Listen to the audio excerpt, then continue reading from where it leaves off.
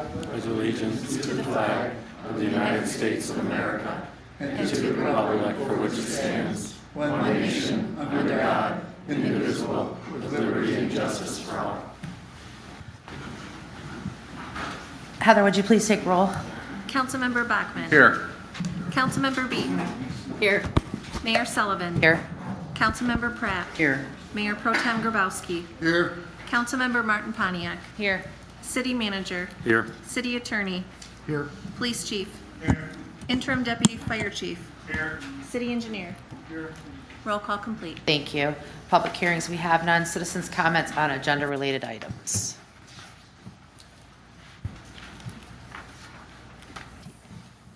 Nobody? Okay.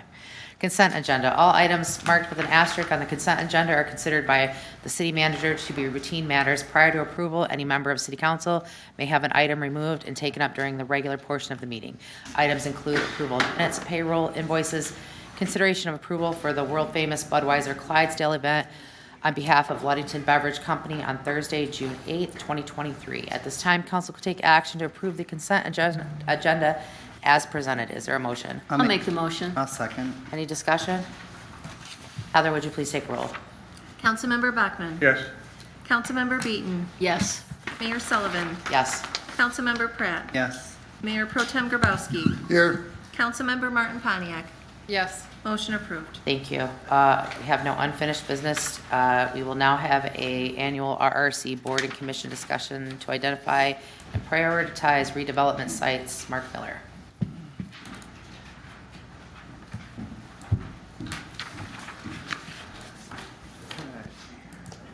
Good evening. Good evening. Very pleased to be here to a little bit of business that we're required to do every year as part of the Redevelopment Ready Communities program. Next slide, Heather, please. The RRC program is through the State Michigan Economic Development Corporation, and it will, something that we've worked on over the years to get ourselves redevelopment ready. There are several things that go into this, planning, zoning, economic development, all part of a redevelopment ready checklist of best management practices. This particular presentation and this meeting, which combines the boards and commissions and city council, is one of those best management practices. So we run through this, and I'll talk a little bit more about the survey and where we got to and what we need to, the business we need to do in a second. There's just one more piece I want to mention here. Why is this program important to us? Because we are redevelopment ready with MEDC, we are available and have access to grants. Match on Main grant is one of those. We've gone through 3 cycles. It also puts us on the map for other funds like the Michigan Strategic Fund and other things that MEDC puts out. Because we identify these sites, they get focus from MEDC, which means they may have access to funds to help make a project happen. And when we're identifying our blighted sites or our lesser development sites, that's a big deal for a developer coming in and working on those because they may be able to get grants and loans as a part of us doing this homework and being redevelopment ready. Next slide, please. So we had an online survey to make this easy for folks. Sent out on April 21st. The survey had a number of different redevelopment sites. Some of them we've already used, some of them might be new. And people who participated in this selected their ranked scores, 1, 2, 3, 4, 5, etc. We accumulated those numbers and assigned scores, and these are the top 6 that were chosen by those who participated in the survey. They are, for the folks in the back, the Gateway Project, the Northern Hotel, the Emerald Cove Hotel, which is formerly known as the Music Vault, the Jones Dairy Building, the Amor Sign Site or the Livery, and the Waterworks Building. We asked if we could bump up the number of sites from 5 to 6. MEDC said yes, so these are the top 6 scores. Next slide, please. I just want to run through so folks are familiar with what we're talking about here in case the names don't make sense. Number one is the Gateway Project at the head of 31st and River Street. Music Vault number 2. Northern Hotel number 3. Next slide. Number 4 is the Jones Dairy Building on River Street. 5 is the Amore on Water Street, and the Waterworks Building, which the city owns, is on 6th. Next slide. The survey that we put out online asked for other suggested sites in case anyone on board, commission, or council had any other ideas that they'd like to put forward. Several people did nominate some other ones. 100 Washington Street, owned by Ed Kriskowitz. Olson's Market was suggested by 2.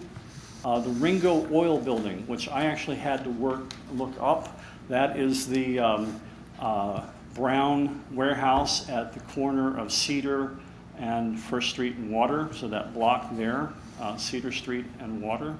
And then the Manistee Ironworks Building was nominated by 1. We know that where that is on River Street. Okay. Heather, if you can go back to the priorities on slide 3. Perfect. So what we'd like to recommend are these 6 for folks, given that the voting took place. We'll put this in front of you for your consideration. That will give us, if we can get to an agreement today, that will get us over to MEDC with these 6 sites for priorities. And we do this every year, so these can change. We can also try to work in during the year something if something comes off. But the thinking here for us, and this was your votes, but when we look at the projects here, the Gateway, Northern Hotel, Emerald Cove are all working towards some sort of project that could be eligible for MEDC funding. We, of course, want to try to find someone for the Jones Dairy Building or the Amore sign site, and then at some point it may be beneficial to have the city do an RFP for the Waterworks Building. This would put it in line to receive some sort of assistance, whether it be renderings or grants or loans that might come with the MEDC recognition of the priority site. So I put this up to City Council and for anyone from a board and commission to discuss if there's any thoughts. But this is our recommendation moving forward with the task. I have a question, if we're allowed to ask questions at this point, I'm not sure. Are these in order of the number of votes they got, like the Gateway Project got the highest number? So, all right, that's what I was curious about. Thank you. Yeah, well, I would say let me say verbal instead of nonverbal. Yes. And so what we did, if you voted for your number 1 priority, it was assigned that value, and we just added those all up. Okay. So Good. it actually is the lowest score that got to number 1. But these are the order. And there was essentially almost a tie for 5 and 6, and that was part of the reason why we asked MEDC to move forward. So Mark, does this, if they're not on this list, do you not eligible for MEDC money, or do you have to take more work to get it? I'm thinking that the Olson Building, in my mind, would take priority over the Waterworks Building personally, but that's just my thoughts, where it's at and what it could bring. So is the Olson Building not eligible for MEDC money if they're not on this list? That would not be true. So if someone were to take on the Olson Building as a project, they could go to MEDC and say, we'd like to ask for a grant or a loan through, say, the Michigan Strategic Fund. They would be eligible and they would be considered. The very fact that Manistee is part of this program kind of elevates this already, although that's not stated anywhere. But if we were to take something like the Olson's project, we certainly would be able to get listened to and be able to do it as long as there was a solid project going in. How many years ago did we do this? 2 years ago? Well, we've been working on it for 3. We made this list. We voted on this a while back, though. Did we not a couple years ago? Yeah, we absolutely Was it 2 years ago? Yeah. Hey, did any of those buildings that were on that list then make this list, or did they all get developed? So this goes actually back to the time when Denise Blakesley was working on this in 2017, so it actually has a long history. So there's a 2018, a 2019, a 2020, we skipped 2021, 2022, et cetera. So some of the properties that have been on this list that are being developed, the Johnson Funeral Home, picked up by Little River Holdings. The American Cleaners, which is part of the Gateway project, we keep bringing that one back to make sure that we can further that project along. The old video store. The old video store was on there, 113 Cypress Street. And did they do better because they were on this list? Did they develop better because they're on this list, do you know? We just haven't had anything moving on those. The perennial ones here, though, I mean, these coming up, with the exception of the Waterworks building, because we are still in process of getting something moving along. So we want to kind of keep that focus on those sites. There's no vision for that yet, though. No. Okay. And if I may, Mark, so the RRC, part of the requirements is that we have a joint meeting every year to go over these. And the benefit is this is highlighted on MEDC's site, these particular ones, so it receives more attention statewide or whoever's looking at that site for development. Thank you. Else? Thanks, Mark. Consideration of the employment of Thomas Hernan as the city's new fire chief. Thomas Hernan was identified as a top candidate for the fire chief position by the interview panel. The city manager has made a job offer and negotiated a wage and benefit package subject to council approval. At this time, council could take action to approve the city manager's appointment of Thomas Hernan as fire chief and proposed wage and benefit package. Is there a motion? I'll make a motion. I'll second it. Any discussion? We have Mr. Herndon to come up and introduce himself. Yeah. And I'll just mention, well, so we interviewed 6 candidates, 3 internal, 3 external. Top candidate was Tom Herndon, and he has 24 years experience with the Midland Fire Department, 5 years as a lieutenant, 6 years as a battalion chief. He has a bachelor's in science and fire administration. He's working on his master's in public administration. One thing that's missing from the offer sheet is we outfit typically the police chief and fire chief's vehicle with emergency response, lighting, and things like that. So we'll be doing that, and then he'll also get a car allowance, $400 a month. So and we appreciate Tom. He had a long night fighting a fire in Midland, so appreciate him spending the day with us today. Well, hello, Council. It's excellent to be here tonight. First off, my family and I are excited to join this great community, and we really look forward, and we're excited for this opportunity. And after listening to City Manager talk about the experience that I bring to the table, I got to tell you, it feels somewhat strange to hear about the experience that I have in the fire service. The time I've spent as a firefighter is honestly flying right by. And it makes me think about the saying of, if you do what you love, you'll never work a day in your life. Well, in my experience, that's been 100% true. This is just flying by. But what I want this community to understand the most about me is that I love being part of the firefighting community. I'm honored to have this opportunity to become part of your fire department. Your fire department and firefighters have an excellent reputation of serving your community. I will treat it as a privilege to work with them daily. I have met with many of the members of your fire department, and I'm excited to start working with such talented and dedicated firefighters. You can count on me to provide a vision for your fire department that sets up your community for a safe and secure future. I will plan the fire department's future and develop a sustainable, trained, equipped, staffed organization to help the citizens when in need.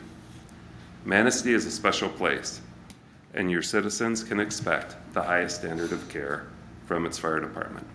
And thank you again for your consideration. Thank you. Thank you. I met Tom this afternoon, and he certainly passes my first blush. I think it's exciting to have. I like the fresh air. I like the new ideas, and I think that the members of the department are going to embrace him as chief, and I'm excited to bring him on board. Thank you. Else? Thank you. Heather, would you please take roll? Councilmember Bachmann. Yes. Councilmember Beaton. Yes. Mayor Sullivan. Yes. Councilmember Pratt. Yes. Mayor Pro Tem Grabowski. Yes. Councilmember Martin Pontiac. Yes. Motion approved. Thank you. Consideration of approving a proposal for repairs to water well number 10. Water well number 10 experienced a leak and was pulled and inspected by Northern Pump and Well. The worst case scenario for all repair work is $60,598. The fiscal year 2024 has $60,000 budgeted for a well rehabilitation, and it will cover the expenses. At this time, council could take action to approve the proposal from Northern Pump and Well in the amount of $60,598 to complete repairs to water well number 10. Is there a motion? I'll make the motion. Support. Any discussion? Is that, we're just anticipating the 60,000? We're gonna vote on 60,000? Right? Yep, so I believe, and Jeff wasn't feeling well, but I believe that is the worst-case scenario, so pulling it out. So, yeah, it's up to that 60,500, 98? yeah, so. Okay. And this one's located by the airport. And that money is already budgeted for, so you're just moving it? 60,000 Right. is, so, yeah. Anybody else? Heather, could you please take roll? Councilmember Bachman. Yes. Councilmember Beaton. Yes. Mayor Sullivan. Yes. Councilmember Pratt. Yes. Mayor Pro Tem Grabowski. Yes. Councilmember Martin Pontiac. Yes. Motion approved. Thank you. Consideration of TJ's Block Party and Concert Friday, July 15th, 2023. TJ's Pub has a band coming from Florida. Manistee is their only stop in Michigan and would like to hold a block party and allow them to perform in the street. TJ's is requesting to have River Street closed from Poplar Street to Maple Street for 3 hours from 7 to 10 p.m. TJ's will sponsor the event, provide a stage and whatever costs need for barriers, etc. The event will be free and open to the public. At this time, council could take action to approve the request from TJ's Pub to hold a block party and concert July 15th, 2023. Is there a motion? I'll make a motion. Second. Any discussion? What's the name of that band? Our Friends Electric. Our Friends Electric. Okay, thank you. I keep thinking about the MDOT and the detours and everything like that. How will this play into it? I know, The detour isn't supposed to start till the 17th, so it's going to be before that. okay, July 17th, and this is the 15th. And I do have to say there is a typo, and I think it is my fault. It's actually Friday, July 14th, not the 15th.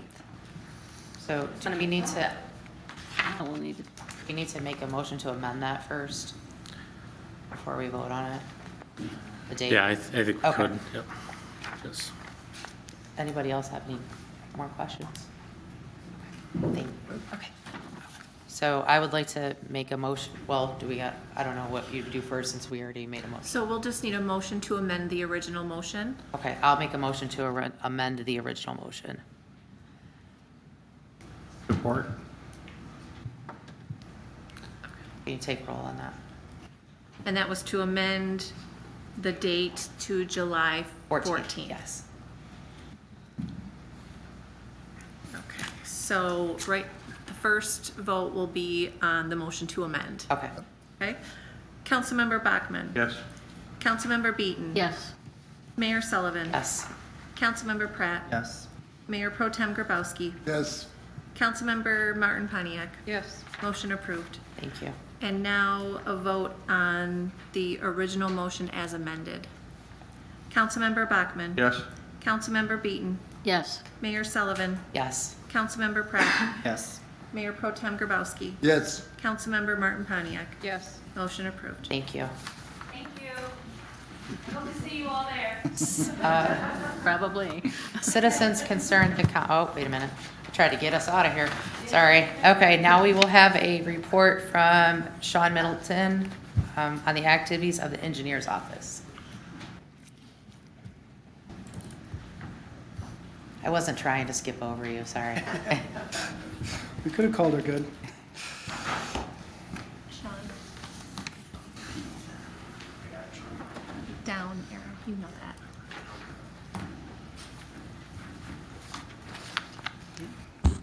Well, good evening, Madam Mayor and council members.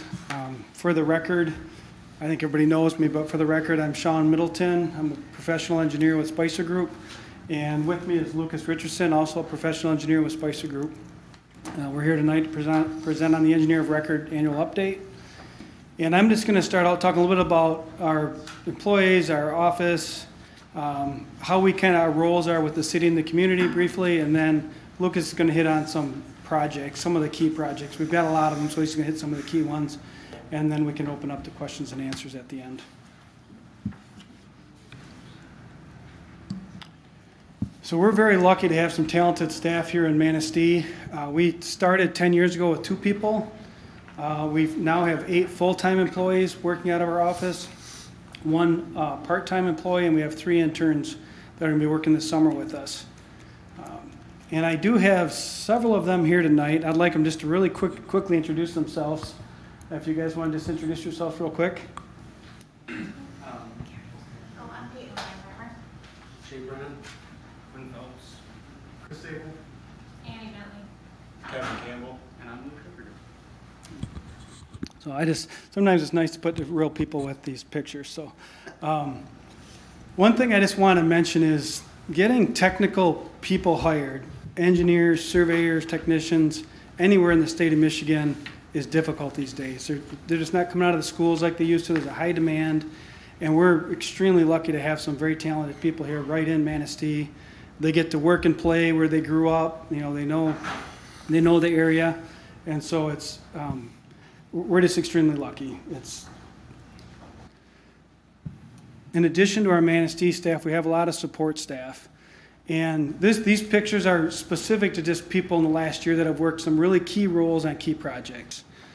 And there's engineers, surveyors, architects, we have planners, surveyors, construction technicians, all have been up here for different reasons supporting us. And you may not know this, but our company has 280 employees, and they work out of 11 different offices. 10 of those offices are in Michigan. It's a little hard to see in that map, but that's where they are scattered around the state. And we're really lucky we can, kind of leverage on these resources. When we have a project that requires an expert, they can come into town and help us with them. If we need resources for a project that has a deadline or a large amount of work to get done, we can leverage on those resources. So again, it's the part you probably really don't see very much of our company is we are a lot more than just, the dozen of us sitting down at the end of River Street. We do a lot of water, sewer, and road projects, but there's other services we provide. I won't go through these, but these are a lot of the services we provide to our clients and to Manistee, or we can provide to the city of Manistee. Our office, along with it, with our employee growth and staff growth, just keeps on kind of growing at a very kind of steady rate. We don't own this building. We lease it from our landlord. We're talking to him about leasing out the remaining kind of east third of the building. So if things go okay, we'll be leasing the entire building by the end of the year.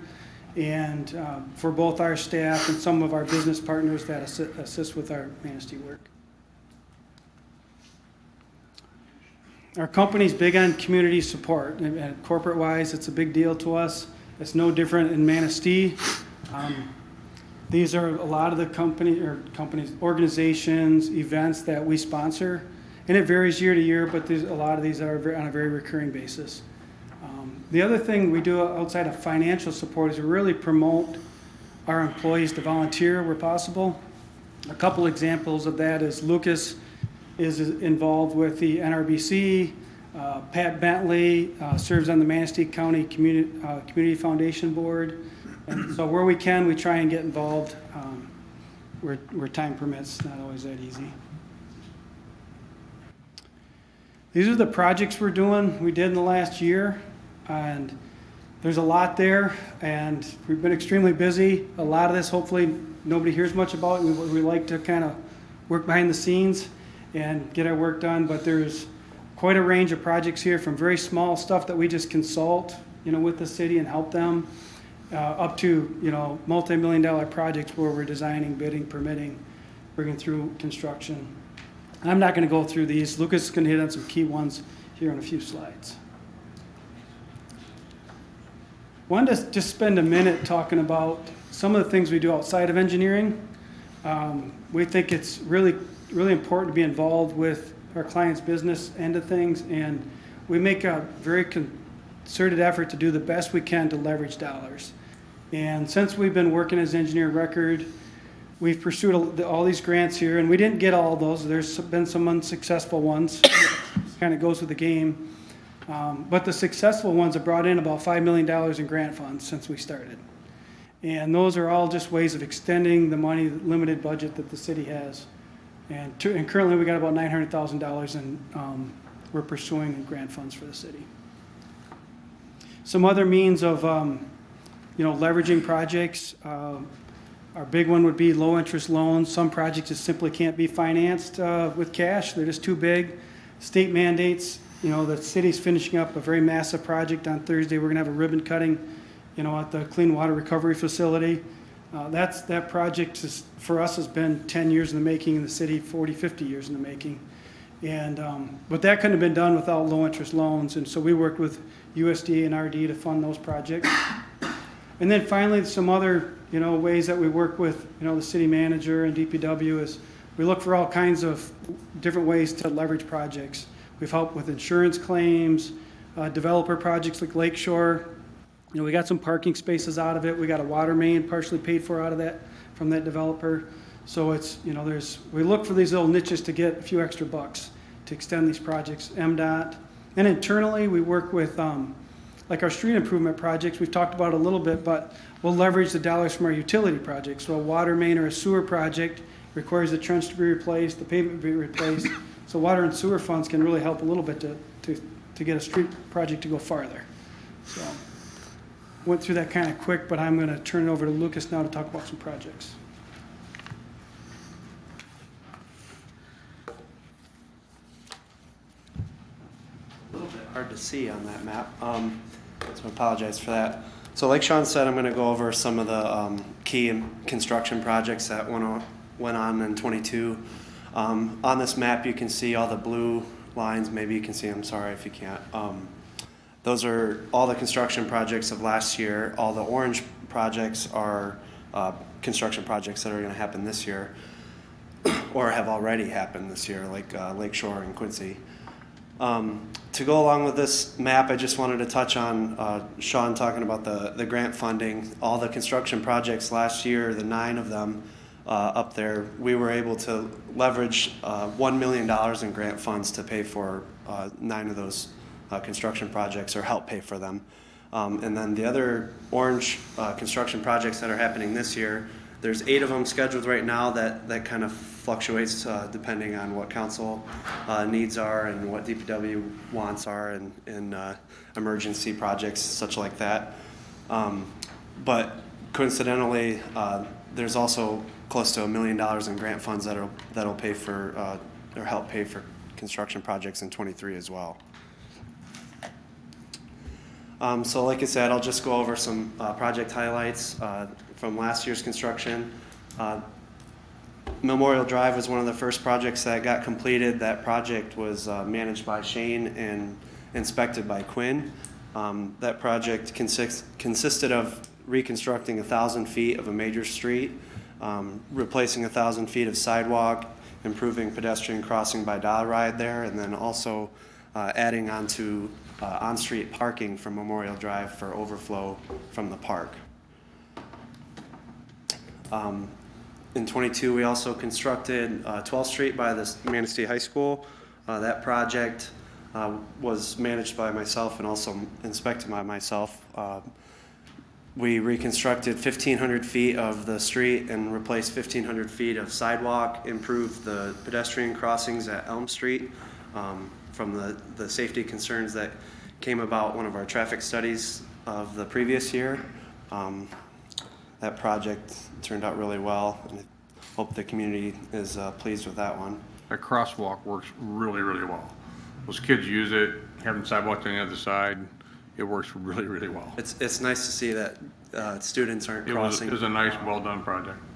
Thank you. Another project of last year, it ended at the end of winter of 21, but was the Maple Street Bridge rehab project. This project mostly consisted of rehabbing all the steel work with painting and some electrical and mechanical upgrades of the bridge. This project was managed by Rich Catherines and Nate Feniger out of our other satellite offices. The cool thing about this project is we were able to get a 95% grant from MDOT, which was over $800,000 to pay for this work. As I'm sure most people are aware by now, we've presented on a few times on the rural development project. The conveyance sewer on 7th Street and Ramsdale Street, 48-inch sanitary sewer, allowed us to eliminate the last sewer overflow that dumped into Manistee Lake. That project was managed by Brian House and inspected by Quinn and Ryan. And then the Marina Docks Phase 2 project, that allowed us to replace the last 5 docks that didn't get replaced in the insurance claim. We were able to get a waterways grant through the DNR that paid for 50% of that project, which was over $200,000. That project was managed by Shane and inspected by myself. And then, of course, the Clean Water Recovery Facility. We hope to see everybody come down to the ribbon cutting on Thursday. We'll have more photos and graphics there, and I think even tours, right? Yes. And so on the left, you can see, a bare field. That's how it used to be right there, and now we have a headworks building, 3 2-million-gallon storage tanks. And what you don't see on this photo is all underneath the ground. That small little building in the middle of the right photo goes 40 feet underground and takes all the sewer from the entire city. So here's just more pictures of that project. This was a massive team effort from Spicer and the city and rural development and even the contractors during construction. But Brian House and Sean Middleton managed that project, and Quinn, and along with most of our staff, helped inspect on this project. And then 23, hopefully everybody's gone down to the beach and got to drive around the new and improved beach loop. They finished the striping on Friday of last week. Right now we're waiting for a few punch list items. They got to wait a few weeks for street lights to come in front of the hotel and beach house area, and then also all the street signage. So just be careful, be cautious of pedestrians if they're kind of not used to it yet. It'll be a little bit more clear when signs are out. This project we were able to leverage on developer dollars, and also, like Sean mentioned, we added close to 60 new parking spaces without expanding the footprint of the beach loop, which is going to be a really big improvement for beachgoers. And last but not least, Quincy Street. That project's wrapping up right now with some final restoration work. That project was managed by Shane and inspected by Kevin and Quinn. And then a little bit behind the scenes here. This isn't a construction project, but I just wanted to touch on what we do on a day-to-day basis to help the city with some record keeping. So GIS, if you don't know what GIS is, it's Geographic Information System. It's a mapping software that we're able to show all the data. So if you can think about looking at a massive spreadsheet with a bunch of numbers and a bunch of different data points, it's not really going to tell you a whole lot that you can get out of it without diving in deep. So this is a really good way to basically show all that data at once and keep everything organized and even put a location to it. The city has over 50 layers ranging from fire hydrants to sanitary manholes to even record drawings. We have record drawings shown across the whole city where you can go onto that map and click a point and just pull up a 1900s record drawing rather than diving in the city records, which is very, very useful to pretty much everyone who uses it. And in conclusion, some future priorities that we want to work with the city on and continue to work with the city on.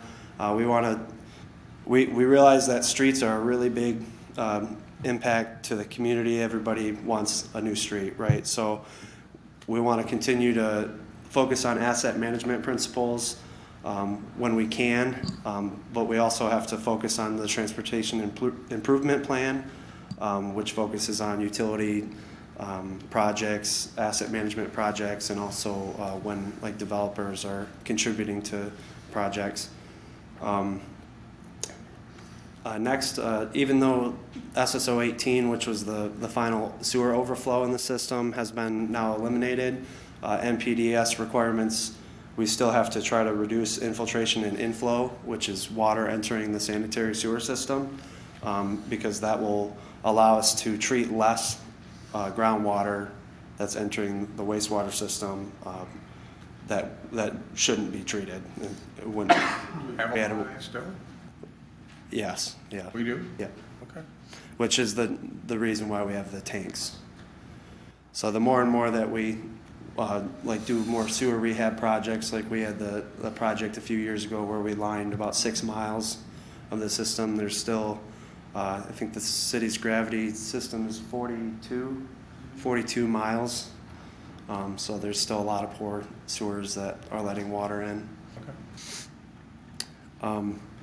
In addition, we want to keep maintaining the GIS. It's a critical piece of software that is used by, I know, DPW every single day, every minute throughout the day.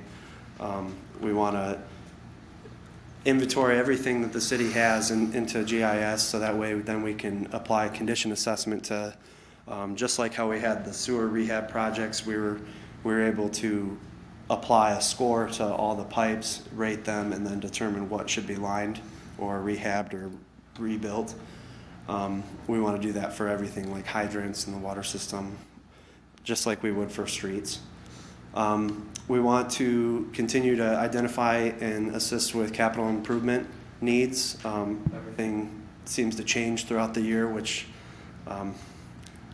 that's why we're here. We're here to help adapt to that.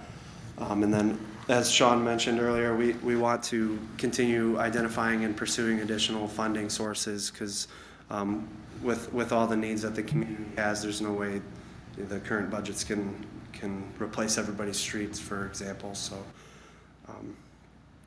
always looking for more grants. So with that, I'll leave it for questions and comments. I do have a question. Going back to one of your prior slides where you showed the amount of grants that were received and the ones that we applied for and did not receive, and I believe, did not receive. Those are all streets. Is there a common denominator that's causing us not to be able to get grant money for the streets in this list? So the Category B funding, that's pretty much the one I think you're talking about. Mm-hmm. That is extremely competitive. I think 1 in 10 communities have gotten that grant. It's kind of like truly rolling the dice. I think they do it by region, so you might get one street out of the Northwest region every year. So we're competing against everybody. What we have heard this year, and Lucas can speak more to it, is they are upping the funding in Cat B, so we should have a lot better, statistically we should get a little better. It'd be nice if they applied some kind of scoring where if you previously got a grant, you couldn't get one again. I don't know if they look at that or not, but it's just highly competitive. It isn't really, it's not that our streets are any different than anybody else's, it's just kind of a 1 in 10 shot.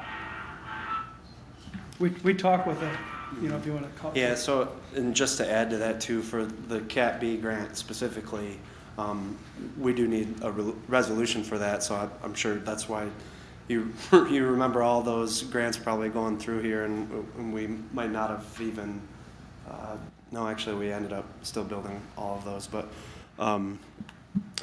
when we talked to the grant coordinators, they did say the funding was going to be 3.5 times more for the next 3 fiscal years. So we're going to apply for Lincoln Street, and that's going to be on the June 6th council meeting for resolution support for Category B, and then also for 2025 construction season, a Category F grant for the truck route on First Street, Sibbin Street. Okay. And we're optimistic about that one. The data is pretty good, and it is scored based on truck traffic, so we're optimistic. intersection though? First Street from US 31 to Sibin, Sibin from First Street down to Fifth, and then Kosciuszko from Fifth to 8th. It's not part of the hill by Main Street there? So the problem with the hill is it's not a heavy rehab candidate, it's a reconstruction candidate, so it would fall in a different category for that grant. We're trying to stretch those dollars to get more blocks of the system. Can you give us a little info on that southbound lane with that crushed sewer line? What's happening up there on southbound of 31 there by Chapo? Yeah, so I think is that our next council? So that was an emergency repair, but yeah, there was a pipe collapse, and so What size pipe was it that collapsed? it's a 120-year-old concrete pipe. It's, yeah, 1900s pipe, and it's a 12-inch by 19-inch teardrop pipe. So it's not a simple circle, like, we can't have anything simple. So it's an upside-down teardrop shaped pipe. So it's a lot more difficult to rehab. Will that fixed line any more of that pipe, or just the place is broken? I think we're scheduling we're going to propose to council to rehab 300 feet. So the blocks The whole pipe that's there, the whole pipe? not the whole reach, but from Van Buren to Jackson Street. There'll be other sections of that pipe still in there then? Yes, yeah. Okay. Because when that pipe broke on Monroe Street, about 3 years ago, why was there no reason to check them pipes? Because they all were old. Yeah, so to expand on that, that did happen. We did look at it. But the problem is like I was saying before, we lined 6 miles of the system, and there's 42 miles. So if anybody can pick the one bad pipe that's gonna collapse, then we just missed that one. So we did suggest that they would be rehabbed, but we also suggested, I think, almost 14 other miles to be rehabbed. So it's just how it happened. Just the one pipe that failed ended up being the one that didn't get lined. Did they ever do a camera work under there to look at them or anything? Mm-hmm. Yeah, the whole city was televised back in 15, 16. Yeah, with the SAW grant, if you remember that, grant we worked under. So that every sanitary sewer, with maybe the exception of a handful, has been televised and rated. So we know the condition as of 2015 for every sewer in the city, including the manholes we looked at. So we know. And so when we did that last lining project, there was X amount of dollars that we could use.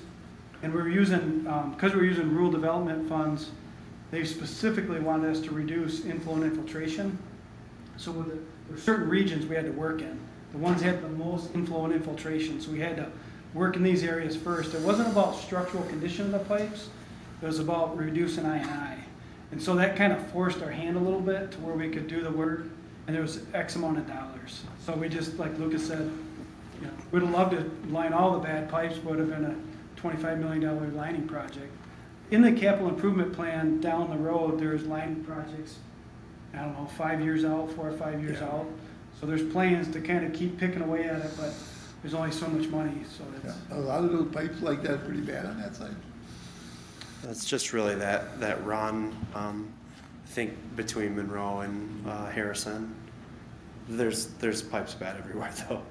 I mean, they couldn't nail you down exactly where. I mean, what's this one costing? The $55,000 or something? Mm-hmm. Yeah, just for the one pipe.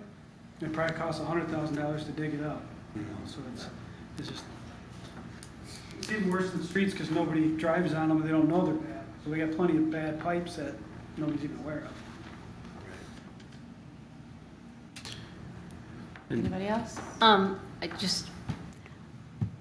The grant money is separate from the Act 51 money that's allocated through the Michigan Transportation Fund. Is there any benefit? I really do think the formulas need to be revised for the whole state. Is there any benefit for us as a city to make a statement to our elected officials in Lansing that we would like them to increase funding to the rural areas, and they're going to really have to relook at reallocating how they do this funding? I think we need to become a voice.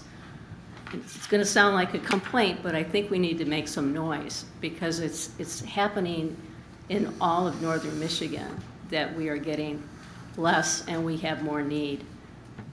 When Act 51 was developed, it was developed under the premise that the state would reallocate funds back to the cities and villages so that they could concentrate just on their funding for the DPW, fire, and police. And as you can see, that has not happened. So that's why I think we need to make some noise. So that's my statement for tonight on that. So thank you. Anybody else? Thank you, guys. Discussion on the Parks Commission bylaws.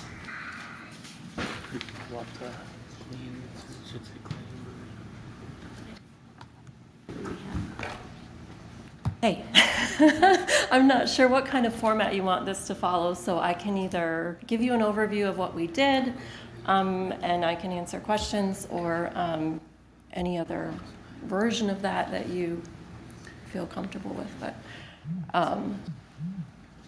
presentation. Why don't we go with, look prepared.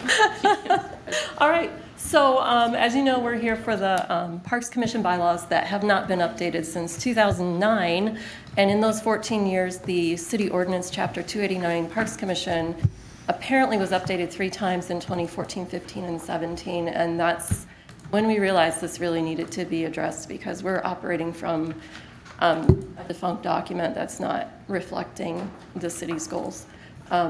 So basically, we had that reason from the very title of the Parks Commission being the Parks and Beautification Commission.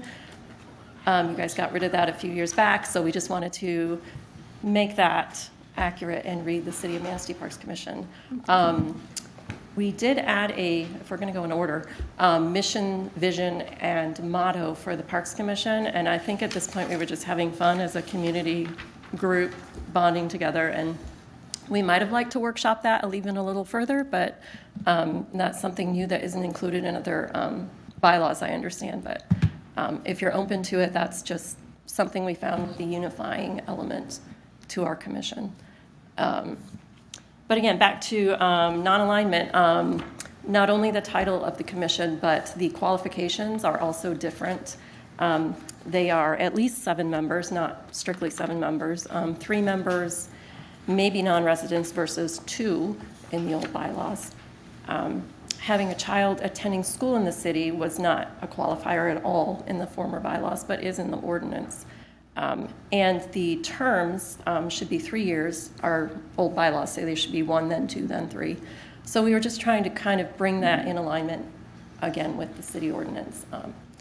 There were a lot of language changes from the 2009 bylaws to the current proposed version, and most of that came basically from the city ordinance. We took verbatim the purpose, the duties, the qualifications, the name, anywhere where it was possible just to draw from that city ordinance, we took words verbatim from there. I think I heard that there might be some question about some of the verbiage we used for our duties, and I think if you go back and cross-reference that with the city ordinance, you'll see that we just literally copy and pasted that to go into our current duties. But other than that, we wanted to add a few additional things to align better with our commission. From the addition of 3 duties, you'll see duties 1 through 7 under purpose and duties.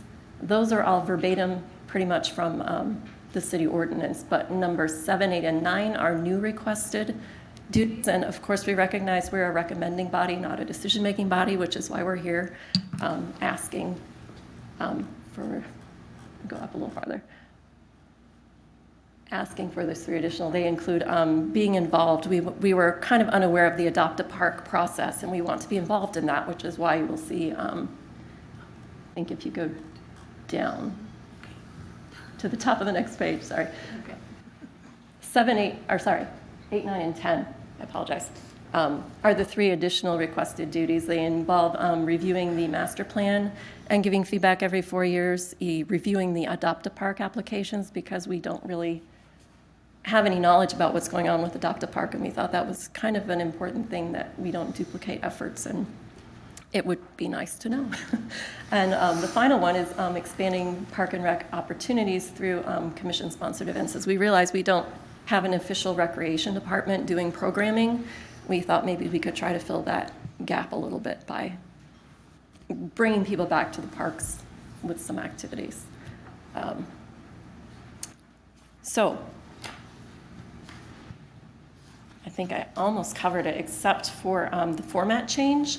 I know it looks a lot different, but a lot of that is just changing. I believe sections became articles, and then there are subsections, and they're all bold type subheadings, a little bit of rearrangement so that it made sense being under the proper heading of font change.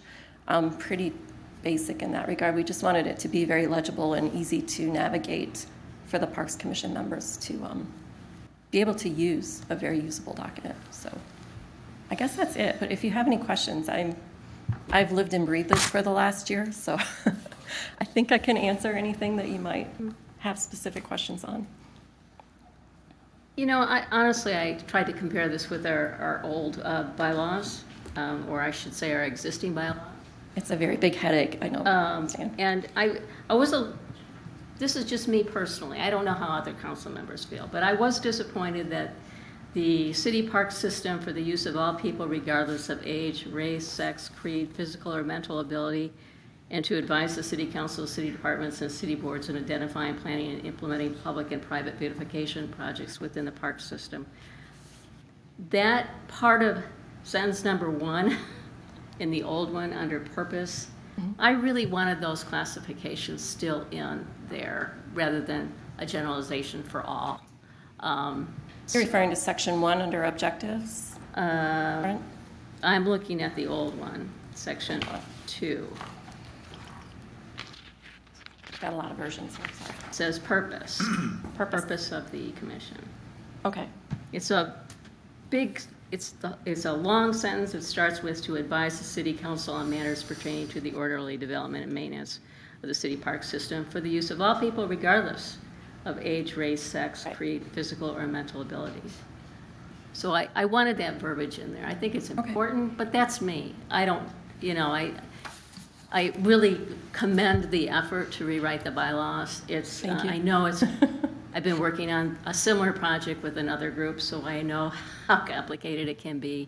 I think it was an oversight. As I said, we just copy and pasted from the city ordinance, and that just... I really strongly am attached to that language for many I reasons. think it's well thought out personally, and I think you didn't disclude anybody. It's very inclusive. And I think sometimes we almost can get offensive if you spell it all out and don't get somebody in there. I think the way you did it includes everybody and welcomes everybody, and I applaud your effort and the work that you've done. Thank you. I mean, I get where Councilmember Beaton's coming from, but I guess in my mind, I just kind of view that as kind of a given it's a city-owned entity and they're city-owned properties, because if you didn't do that, it'd be discrimination. So I don't know if it needs to be spelled out, but I'm not opposed to it being spelled out either. I mean, I just assume that's a basic understanding, but I get what you're saying as well. We have it in so many other things. So, yeah, no, I totally get what you're saying. I don't think we're objecting to that at all. We just, Okay. it just didn't make it over. I don't want to monopolize this entire conversation, but does anybody else? I agree, maybe put that back in, but I appreciate all the work that you guys did. Thank you. With redoing all this. I think the only, I can't even, for the life of me, I can't find it in here now, but the only thing I had an issue with was the, I believe it was a conflict of interest with property owners, DPW, and I can't find it right now. There's a reason you can't find it is because when we did the city attorney review, he actually removed that and he put in the city-approved language, which actually is just a reference, I believe, to the city policy. In determining and addressing, it's on page 2, conflicts of interest. We shall apply sections 8 and 20 of the council policy 10 to our service. So it basically completely disappeared in favor of that. Okay. Clause. That's why I can't find it. Okay. You have. Any other ones, Linda? I think in Article 2, Section 2, annual review of bylaws, recommend changes to city council to vote on and approve. The established bylaws clause there? Well, I actually had a question about that, now that you mention it. Is that intended for a new commission to establish bylaws, or is that, we already deal with bylaws under miscellaneous section, is it 7? right. Bylaws can be reviewed annually by commissions and sent to city council for approval. And we have that under section 7, so it Yeah, seems it's hard to, overkill to have it in objectives also. Does it need to be there, or can we delete section 2, established bylaws? I don't recall if George had a special opinion about that, but I think that's just a duty or an objective of the commission is to probably establish and update as needed bylaws is probably. Because the amendments and annual review is in miscellaneous section, sorry, Article 7 in duplicate. And it does address approval by council there as well.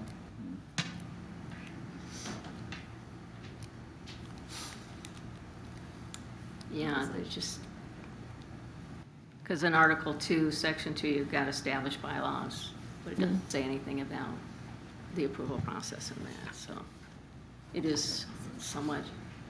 Can we delete it and just go with where the bylaws are addressed under miscellaneous? It probably should be called bylaws, not miscellaneous. It's kind of the only thing in there. Under miscellaneous. That was the first one under miscellaneous. Oh, there it is.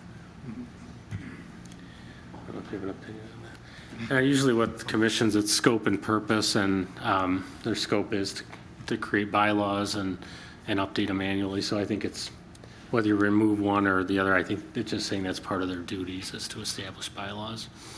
Right, I just think it should make it clear that it still has to be approved by city council. Mm-hmm. Okay. Is there a reason for doing just a 3-year term instead of the 1 and the 3? It was from the city ordinance change that we just reflected in the, no reason for us. Okay. The 1, 2, and 3, just so you know, that was just when the board started. That was to get them staggered. Oh, okay. So you start with a 1, 2, and 3, and that's just to stagger those, and then they go to a 3-year. Because you don't want them all expiring at the same time. I just figured the 1 was if you didn't like it, you're only stuck there for a year. I don't have anything else.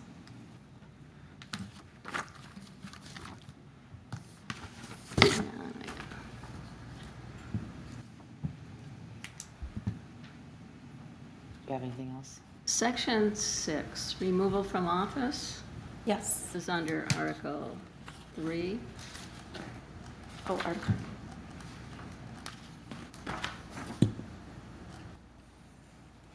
The legislative body may remove a member of the Parks Commission for malfeasance, or misfeasance, malfeasance, or nonfeasance in office upon written charges and after a public hearing. I think that just, to me, that's, it's almost not enough detail, and yet it's too much. So I'm wondering. Are you reading the old one? No, I'm reading their draft. I'm reading from their draft. I think you're looking at the one that wasn't city attorney revised and reviewed. This is the one that was in the, Because he changed that for us to, This is what was attached to the agenda. this is the one that's in the agenda. I've got the agenda pulled up.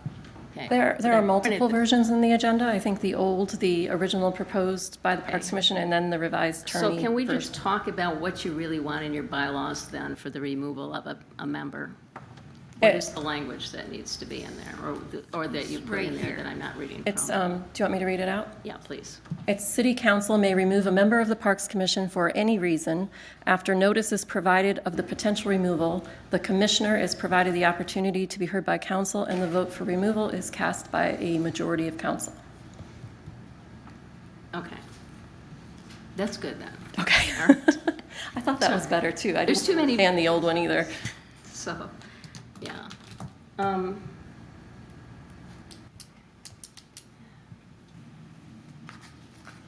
I think that really is it for me.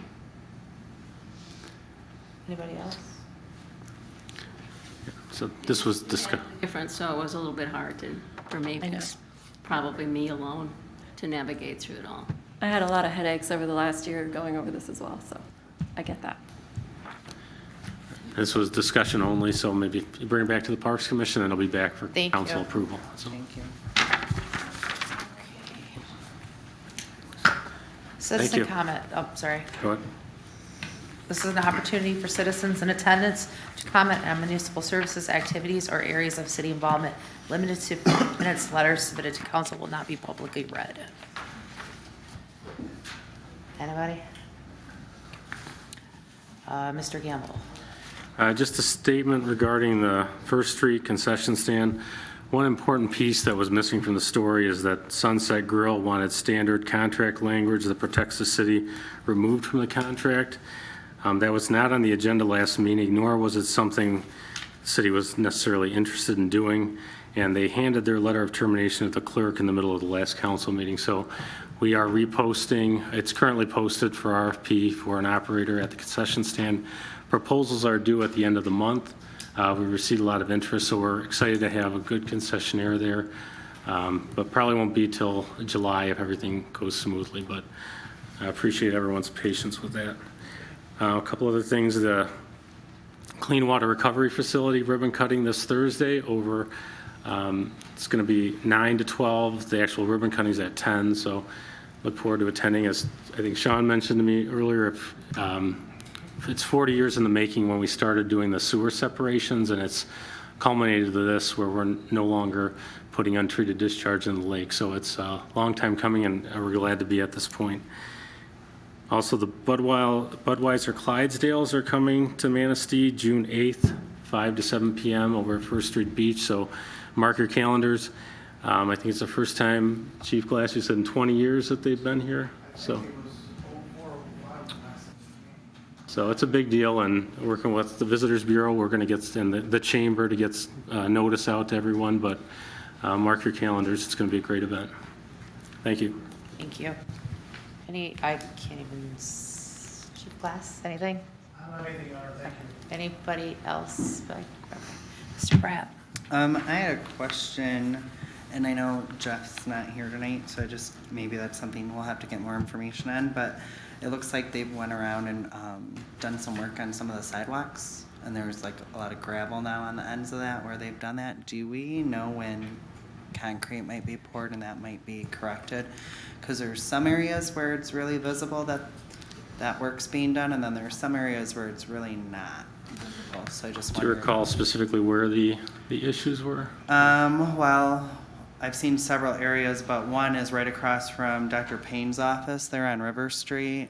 It's right before you would cross the street to go over to where Thompson's accounting. So I think some of, and maybe DPW is doing some of this, but I did notice DTE was drilling gas lines.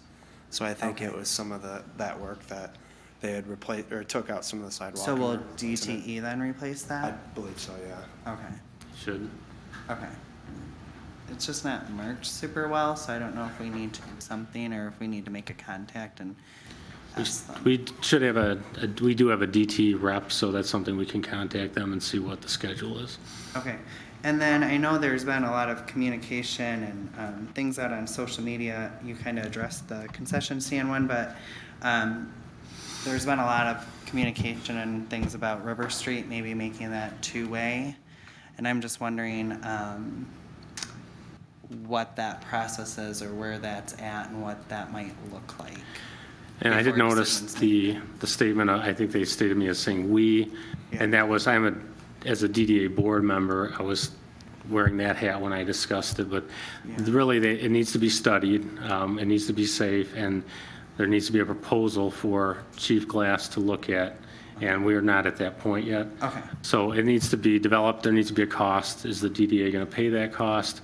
But first, there was an idea that it could be something in conjunction with the closure, with the detour route. It would only be from Maple to Division, adding that as two-way. So otherwise, you'd have to change the light over at River Street. But there would be a study on that, because I'll be honest, like sometimes when you're walking downtown, people are trying to make it two-way now when it's a one-way and you have to redirect them. So I do worry about what that might look like, because traffic has changed sometimes over the years, but sometimes people don't always realize that, because like there by the brewery, that used to be a four-way stop, and there's a lot of people that still use it as a four-way stop. So I just think that could be confusing if it's not well thought out, and there's a lot of information on that. Okay. Well, and changing the street over, if you come to the DDA meetings, and I go to all, and they'll tell you, and they're really discussing all this, trying to make a determination how to really change River Street, have the flow go back, or have them two-way, because we're talking about the truck deliveries and all that down there too, so.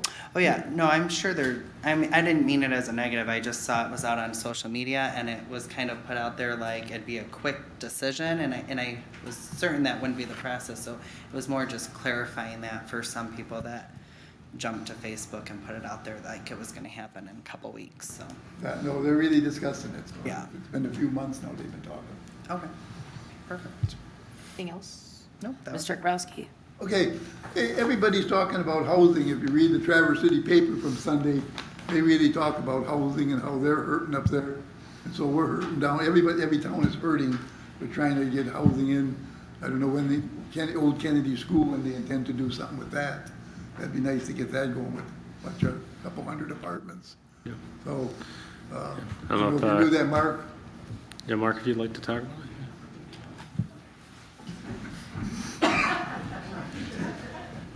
Sure? Okay. So on the old Kennedy School on Parkdale Avenue in Manistee Township, we are working with a developer on a 288 two-phase, probably just one phase, but 288 unit apartment project. We have gone to the township. Tracy Davis and I both have worked on this from Housing North, but the developer has submitted the very first Commercial Redevelopment Act abatement to the township, so they're considering that. We've also worked with the County Land Bank and Treasurer Rachel Nelson on including the project in a blight elimination program grant. The city's also participating in that program, but there's enough funds to put towards the demolition of Kennedy School. There'll be a guaranteed part and then also a competitive part, because the demolition costs, we understand, are $500,000. So it's a significant thing. If we can get more funds from the Michigan State Land Bank, that will help reduce the overall cost of the project and alleviate some of the pressures on what kind of rents might be there, right? So every little bit that we have of abatements or other help keep rents lower, or at least make the project profitable. So we're still in the beginning phases on this discussion. We have an abatement decision, a decision from the State Land Bank, but it's my understanding that the developer will be closing on the property this week or next week. And so that's significant. We were trying to hopefully get them to commit to the project. And so it looks like with all of this assistance that we will get them at least investing in the property and then moving forward. One other thing, I just want to stress that this is very important to the business community. And, we have employers, large and small, all saying that they're trying to recruit people to move to the area and take jobs. And many people have to turn those job opportunities down because they can't find a place to live that's adequate for their needs. And so as part of the recruiting new talent into the area, we asked the major employers to consider being put on a list to talk to the developer about pre-leasing. So as a recruitment tool, they rent an apartment and at least transition people in until they bought a home or found another place. And we had a number of our employers put their names on that list, and we submitted that to the developer, again, trying to get them on the hook so that they would commit to the project. And so that was another piece that the chamber did with the economic development program, try to get them moving along. That's probably more than what you're asking for, Jim, but that's where we're at. I'm very positive on this project, and I think, there's lots of ways it can get off the rails, but I think we're looking very good right now. No, they get somebody going into goodies. I'm sorry? Somebody going into goodies now. That's what I've heard. Yeah. They haven't worked with the chamber, but that's a positive step. Well, they talked about it this morning at the meeting. Okay, I missed on that one. Yeah. All right. Thank you. Have we heard anything about Kosciuszko House? Not since the last update from the land bank. They had a contractor that needed to get a license before to do the demo. So it's state money, and they have different requirements than we do. So I think they're working to get that. I can ask for another update to see where it's at. Anything else? Mr. Bachman? Couple things. I'd like to congratulate and welcome now Chief Herndon to the fold. I'd like to have you in the family. Looking forward to working with you. And I'd like to thank Captain Jeffries for his work in taking care of the agency in his absence. I understand he's doing a very good job, so thanks for that. And lastly, what's the status of the project at Maple and First with the crosswalk design? Is that going to happen? Is that working through? We opened bids right on this morning. Yeah, we opened bids this morning, and we've got to talk to the city about them. They didn't come in quite like we wanted them to. It's what? They didn't come in quite where we wanted to them on cost. We got to look at the bids and talk to the contractor. But we've got a bid in hand. So, Okay. So it was intended to go to the June 6th? Yep. 6th meeting, so it's an agenda item. Okay. In the document. Thank you. That's all I have. And then I think construction-wise, we set it up for work to be done, I think it was September and October because of all the detour and everything. But that's where it's at. Thank you. I want to thank the Parks Commission. I did have approximately about a 2-hour conversation with Kelly Grevey between the last meeting and this meeting, and it was very, very refreshing to have an actual conversation with her on all of the bylaws. So I think that helped straighten out some of my issues that I had with it. But again, thank you again. I would just like to welcome Chief Herndon, and that's it for me, but consideration of a closed session, union contract negotiations. City Manager William Gamble has requested a closed session this evening as permitted by Michigan Open Meetings Act, Section 8C, to discuss negotiations with the United Steelworkers. At this time, council will take action to proceed to closed sessions under Section 8C of the Michigan Open Meetings Act. I'll make the motion. No second. Heather, would you take roll, please? Councilmember Bachman. Yes. Councilmember Beaton. Yes. Mayor Sullivan. Yes. Councilmember Pratt. Yes. Mayor Pro Tem Grabowski. Yes. Councilmember Martin Pontiac. Yes. Motion approved. Speaking of losing my mind. I just wanted to clarify that because it's so funny. Yep, 8:26. So we are back in open session at 8:26. Motion to adjourn? I'll make that motion. Second. Copy that. He's back.